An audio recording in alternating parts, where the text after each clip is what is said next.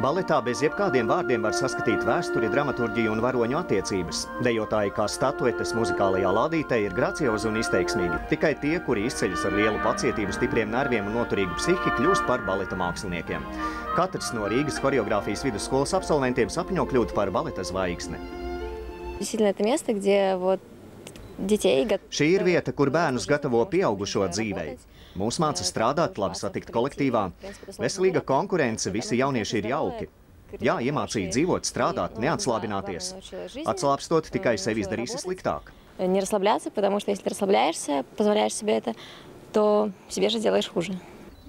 Pēc veiksmīgas centralizēto eksāmenu nokārtošanas bijušie skolēni iegūst vidējās profesionālās izglītības diplomu ar kvalifikāciju baleta mākslinieks. Kas gaida topošo baleta dejotāju?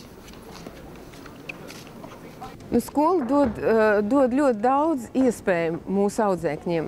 Pirmkārt, mūsu audzēkņi pēc skolas beigšanas var sākt darbu, profesionālu dejotāju darbu Latvijas Nacionālā operā.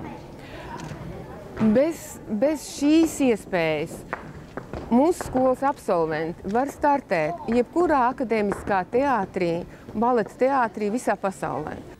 Vairāk nekā 75 gadus skola iepazīstina mācekļus ar klasiskās dejas brīnumu pasauli. Šeit lepojas ar absolventiem, kas kļuvuši par ievērojamiem baleta solistiem un ir iegūši pasaules slavu – Māris Liepa, Mihails Barišņikovs, Haralds Ritenbergs, Zita Ersa un daudzi citi.